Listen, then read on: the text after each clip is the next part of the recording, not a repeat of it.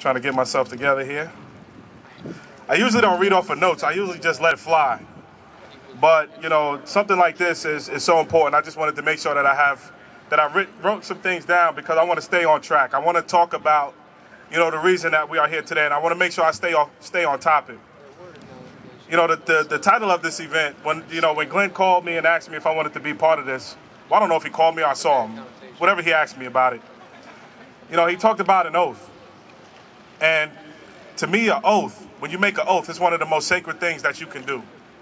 Because it's the definition of an oath is a commitment to tell the truth. That's simple. What we see here today, what we're here, and some people witnessed the state senate, the state house, they made an oath. They made a commitment to tell the truth, no matter what. Frederick Douglass once said, "The life of a nation is secure only while the nation is honest, truthful, and virtuous." I want to read that again. The life of a nation is secure only while the nation is honest, truthful, and virtuous.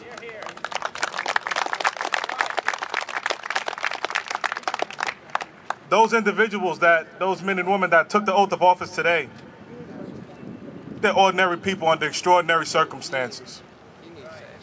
Amongst the many things that they have to do during this legislative session,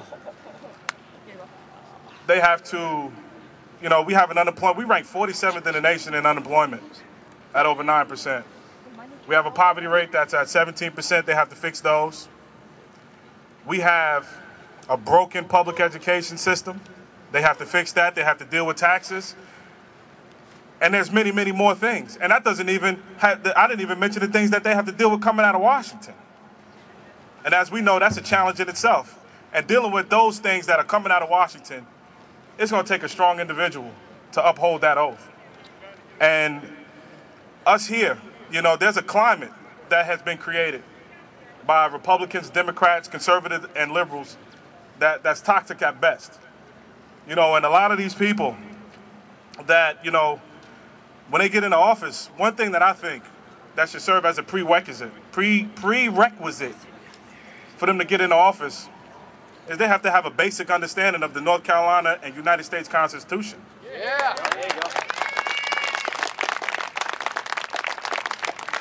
A lot of the problems that we face could be eliminated if they understood those two documents. That's right. Yes.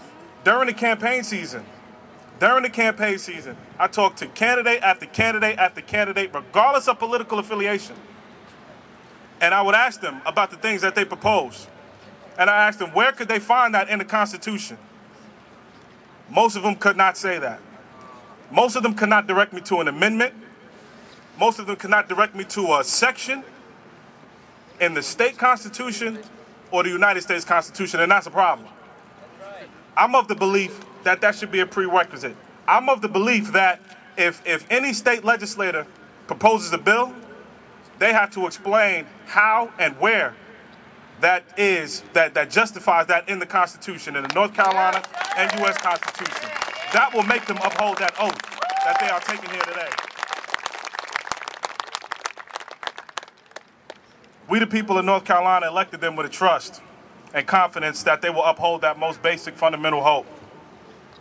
And that's them keeping their word. When do we come so far as that a word means nothing? The word, I remember, I'm 33 years old, but I can remember when people used to make business deals with a handshake because they would honor their word. Their word meant so much to them. That oath of office that they're taking today is more than just them reciting or repeating a few words that were said to them or reciting something that they memorized, that oath of office. Those words have power, that oath.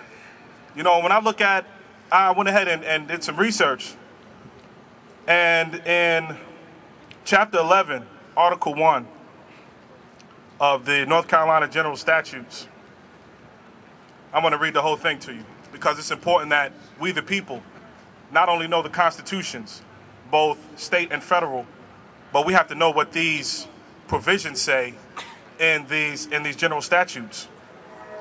Chapter 11, Article 1 says, whereas lawful oaths for discovery of truth and establishing right are necessary and highly conducive to the important end of good government, and being most solemn appears to Almighty God as the omniscient witness of truth and just and omnipotent avenger of falsehood.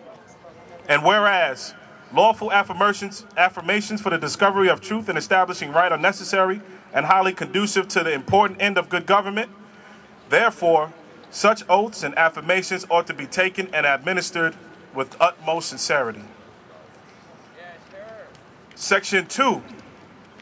Article 2 of Chapter 11. Part of that reads that if he should swerve from the truth, he may be justly deprived of all blessings of that holy book and made liable to the vengeance which he has brought up on his own head. Now, I wasn't in there when anybody took an oath. I missed it today. I would have liked to have seen it. But I can almost guarantee that almost all of the 170 members put their hands on the Bible. In those two articles of chapter 11, it talks about an oath. They make an oath, not to us. That oath is made to God. Yeah. And that oath, that fundamental truth, to keep their word, not to us, but to God. And it says that there's a judgment that's going to come. Now, God is going to deal with them in his own way. He's going to deal with them in his own way. But right now, we have the ability to exercise our own judgment, and that happens every 2 years when they're up for re-election. Yeah.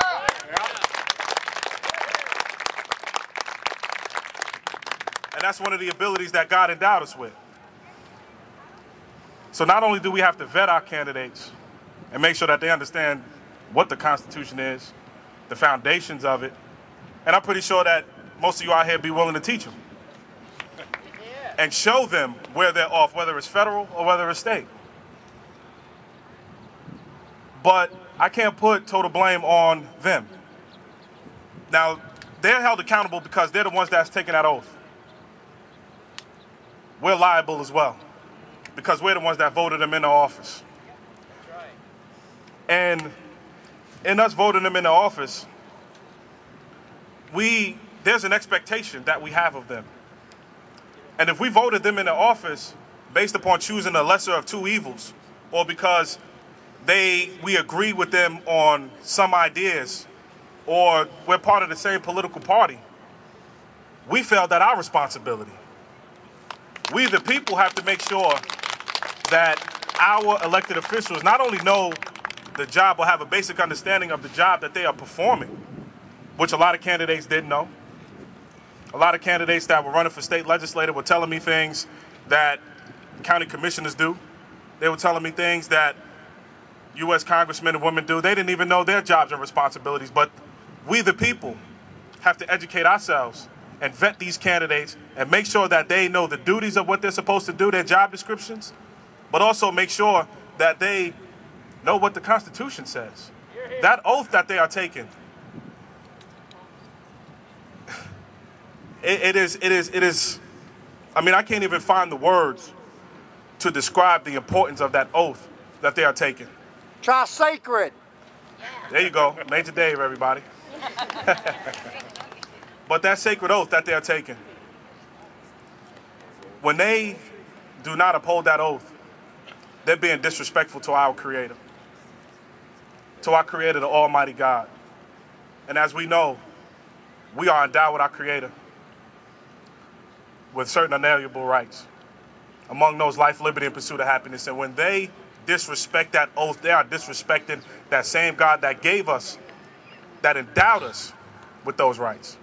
So I encourage everyone today to hold our officials accountable. We are here, organized here today, to send one message to these people here that are swearing the oath, that we will hold you accountable, that we are listening, we're watching, we're counting every vote, and we're making sure that every bill that comes through passes that test, that measurement of upholding, of being measured to the Constitution. And in that, and when we do that, those basic things there, we're making sure they're held accountable to upholding that oath to Almighty God. Thank you. Yeah.